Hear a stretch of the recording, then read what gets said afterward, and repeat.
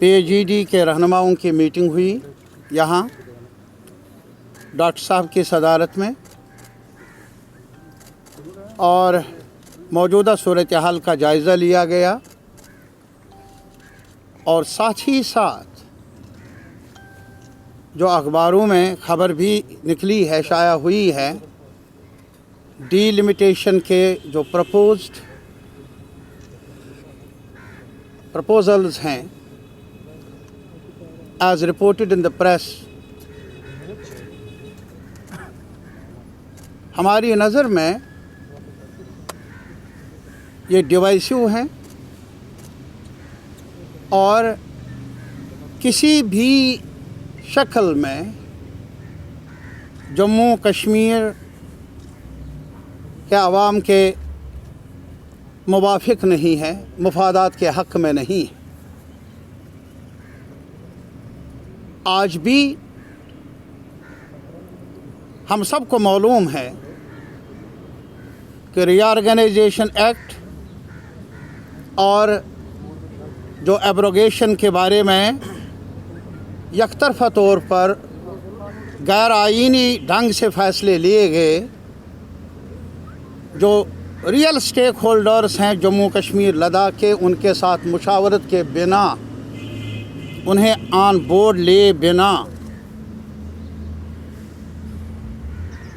हम में से कई पार्टियों ने, कई सरकर्दा शख्सियतों ने चैलेंज किया है इन तमाम गैर जमहूरी, गैर आईनी फैसलों को ऑनरेबल सुप्रीम कोर्ट में। रीऑर्गेनाइजेशन एक्ट, जिसके तहत ये कहा जा रहा है कि डीलिमिटेशन कमीशन कॉन्स्टिट्यूट हुआ, और हमारी नज़र में चूँकि ये सुप्रीम कोर्ट के दायरे अख्तियार में है, हमने चैलेंज किया है। सरकार को चाहिए था कि वो इंतज़ार कर लेते।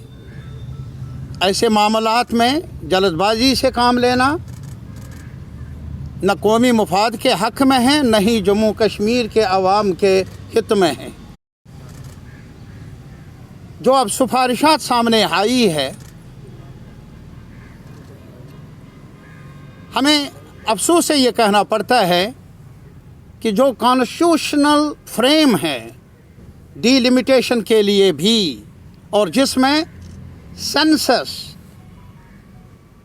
ही एक बुनियाद बन सकती है आबादी,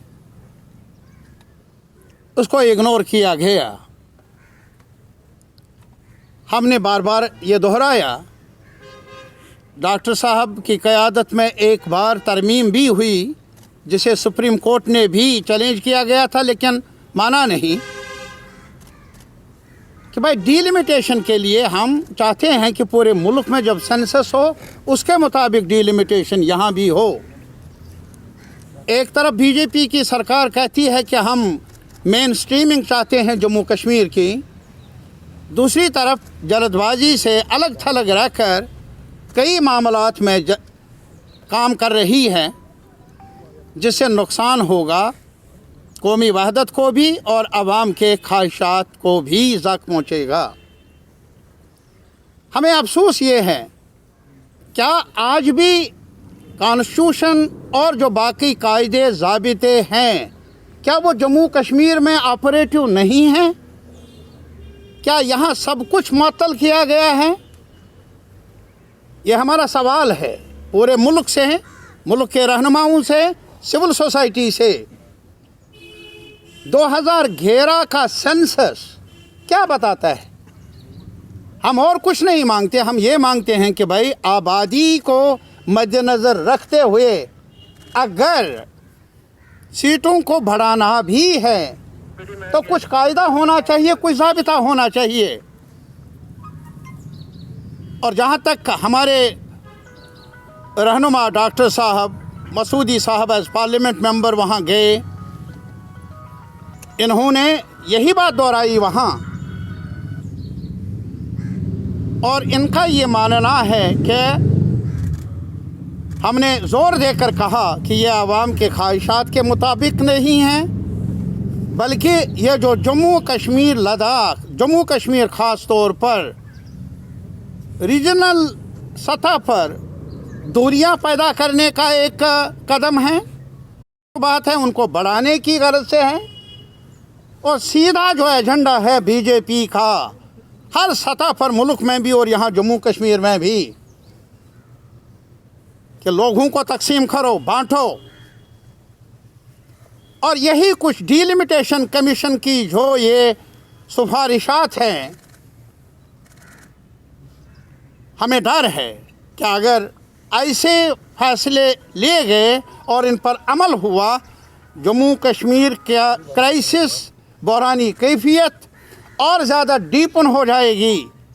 दूरियां जो प्राइम मिनिस्टर ऑफ इंडिया ने कहा था ऑल पार्टीज़ मीटिंग में कि हम सबका एजेंडा होना चाहिए दिल्ली की दूरियां और दिल की दूरियां कम करना। प्राइम मिनिस्टर साहब, हमारा ये मानना है कि ऐसे फैसले लेकर दिल्ली की दूरियां भी बढ़ेगी और दिल टूट जाएंगे हमारे लोगों के, हम सब के। ऐसा ना करें, ये हमारी दरख्वास्त है अहले इक़्तिदार से भी, कमीशन से भी और बाकी पार्लियामेंट आजकल चल रहा है सभी पार्टियों के रहनुमाओं से भी कि वो इस आवाज़ को सुने। जहाँ तक PAGD का ताल्लुक़ है, हम तरफदार नहीं हैं एक खिते के, एक कम्युनिटी के, हम तरफदार हैं जम्मू कश्मीर लद्दाख के, हर कम्युनिटी के, हर रीजन के, सब रीजन के।